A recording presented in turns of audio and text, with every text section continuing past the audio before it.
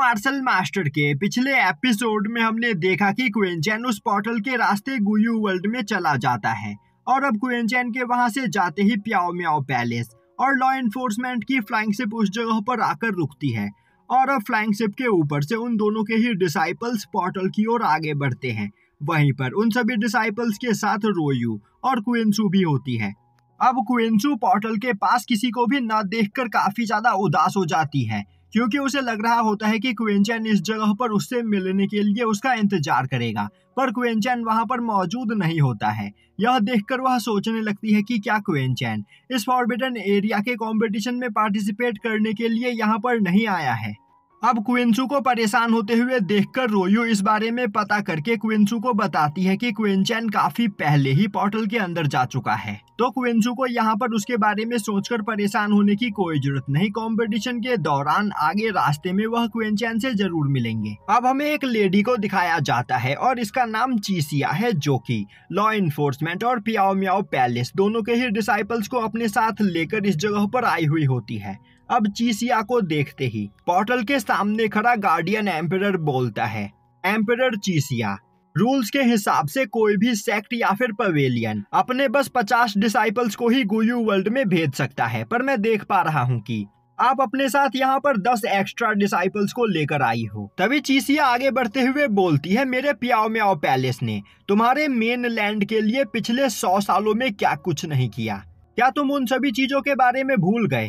मेरे प्याओ म्याओ पैलेस ने तुम्हारे मेन लैंड की मदद करने के लिए बहुत कुछ किया है, तो क्या यहाँ पर तुम मेरे कुछ एक्स्ट्रा डिसाइपल्स को गुयू वर्ल्ड में नहीं भेज सकते हो? तभी वह गार्डियन एम्परर बोलता है, कहीं आप यह तो नहीं भूल गई कि गुयू वर्ल्ड एक ऐसा फॉरबिडन रेलम है जिसका स्पेस एक काफी पतले लेयर से बना हुआ है। इसीलिए एंशिएंट टाइम से ही यहाँ पर यह रूल सेट किया गया है कि गुयू वर्ल्ड में ज्यादा पावरफुल या फिर ज्यादा लोगों को एक साथ नहीं भेजा जाएगा, क्योंकि उनके पावर प्रेशर से गुयू वर्ल्ड की स्पेस लेयर डिस्ट्रॉय हो सकती है। और अगर यहाँ पर गुयू वर्ल्ड की स्पेस लेयर डिस्ट्रॉय हो जाती है तो गुयू वर्ल्ड भी डिस्ट्रॉय हो जाएगा, जिसके बाद हम में से किसी भी सेक्ट के डिसाइपल्स गुयू वर्ल्ड में जाकर कल्टीवेशन करके अपनी पावर को नहीं बढ़ा पाएंगे।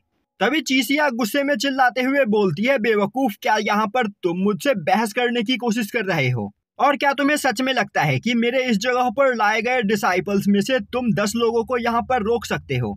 मैंने यह फैसला कर लिया है कि मैं यहाँ पर जितने भी अपने डिसाइपल्स को लेकर आई हूँ वह सभी लोग अब गुयू वर्ल्ड में जाएंगे और यह करने से मुझे कोई भी नहीं रोक सकता है। यह बोलते हुए वह उस गार्डियन एम्परर के ऊपर एक काफी खतरनाक अटैक करती है। यह देखते ही वह गार्डियन एम्परर अपने चारों ओर एक बैरियर बनाते हुए उस स्लैश अटैक को ब्लॉक करने की कोशिश करता है, पर उसके द्वारा बनाया गया वह बैरियर डिस्ट्रॉय हो जाता है। उसी वक्त चीसिया दोबारा से उस गार्डियन के ऊपर अटैक करने लगती है। अब यह देखते ही उस गार्डियन को भी काफी ज्यादा गुस्सा आता है और अब वह अपने 10,000 स्पिरिचुअल हैंड टेक्निक का यूज करते हुए चीसिया के अटैक को डिस्ट्रॉय करने की कोशिश करता है, पर वह ऐसा करने में फेल हो जाता है और वहां पर काफी ज्यादा घायल हो जाता है।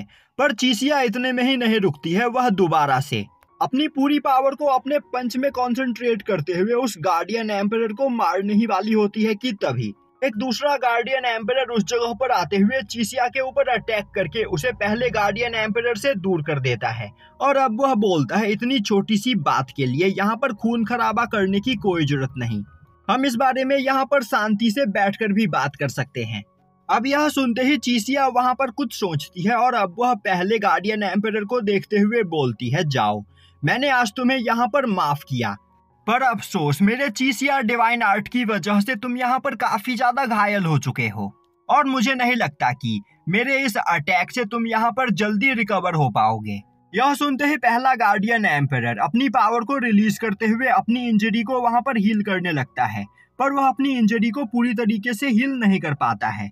यह देखते ही चीसिया वहां पर स्माइल करती है और अब वह अपने सभी डिसाइपल से बोलती है, तुम सभी लोग अब पोर्टल के अंदर जा सकते हो, क्योंकि मुझे नहीं लगता कि इन दोनों को यहाँ पर अब कोई भी प्रॉब्लम होगी। यह सुनते ही प्याओ म्याओ पैलेस और लॉ एनफोर्समेंट के सभी डिसाइपल्स पोर्टल की ओर आगे बढ़ते हैं और अब उन्हें पोर्टल की ओर आगे आता हुआ देखकर दूसरा गार्डियन एम्परर भी रास्ते से हट जाता है। और अब दूसरा गार्डियन एम्परर पहले गार्डियन एम्परर के पास आते हुए बोलता है, थोड़ी ही देर में यह पोर्टल यहाँ पर बंद हो जाएगा, जिसके बाद आज से 3 साल के बाद यह पोर्टल दोबारा खुलेगा, तो यहाँ पर खड़े होकर टाइम वेस्ट करने का कोई फायदा नहीं, हमें यहाँ से चलना चाहिए।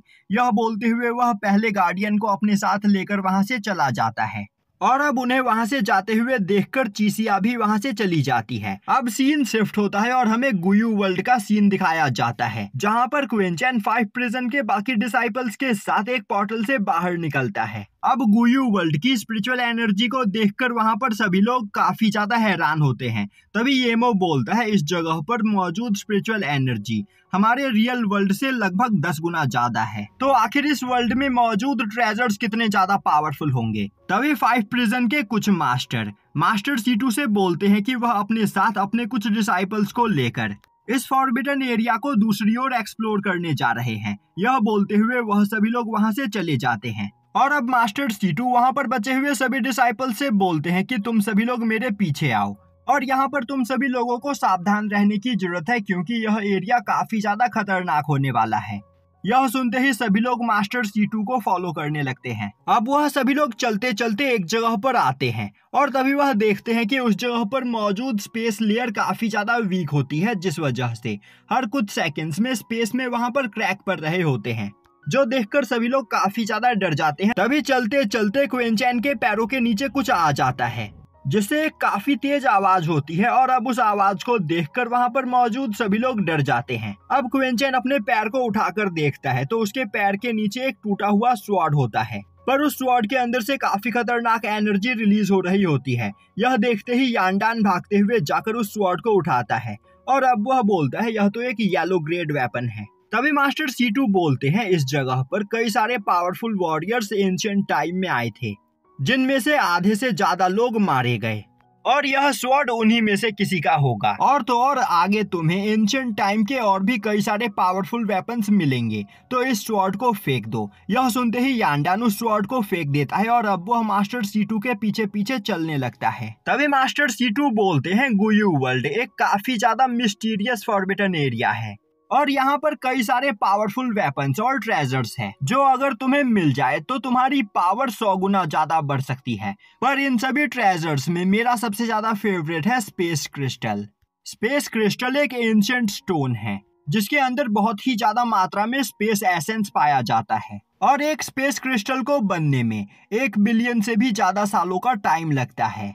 यह सुनते ही यांडान काफी ज्यादा एक्साइटेड होता है और अब वह आगे बढ़ते हुए मास्टर C2 से स्पेस क्रिस्टल के बारे में और भी चीजें पूछने लगता है। तभी मास्टर C2 उसे बताते हैं कि पावर ऑफ स्पेस बहुत ही ज्यादा खतरनाक एलिमेंट है और स्पेस एसेंस को अपने अंदर एब्जॉर्ब करके उसकी पावर को मास्टर करने के लिए तुम्हारी कल्टीवेशन कम से कम मार्शल एम्परर रेलम की होनी चाहिए। कोई भी कल्टीवेटर मार्शल एम्परर रेलम के फर्स्ट लेवल पर पहुंचने के बाद स्पेस चेन को अपनी बॉडी के अंदर कंडेंस कर सकता है, जिसका यूज करके वह स्पेस एनर्जी को कंट्रोल कर पाएगा। मार्शल एम्परर रेलम के 3rd लेवल पर पहुंचने के बाद वह कल्टीवेटर स्पेस एनर्जी की 2 से 10% पावर को मास्टर कर लेगा और मार्शल एम्परर रेलम के 5th लेवल पर मौजूद कल्टीवेटर 11 से 30% स्पेस पावर को मास्टर कर सकता है, जबकि मार्शल एम्परर रेलम के पीक पर मौजूद कल्टीवेटर 100% स्पेस एसेंस को कंट्रोल कर सकता है। और कहा जाता है कि किसी भी कल्टीवेटर को बस 2 स्पेस क्रिस्टल की जरूरत होती है मार्शल एम्परर रेलम के पीक पर पहुंचने के लिए। तो इससे तुम यह अंदाजा लगा ही सकते हो कि आखिर स्पेस क्रिस्टल कितने ज्यादा पावरफुल होते हैं।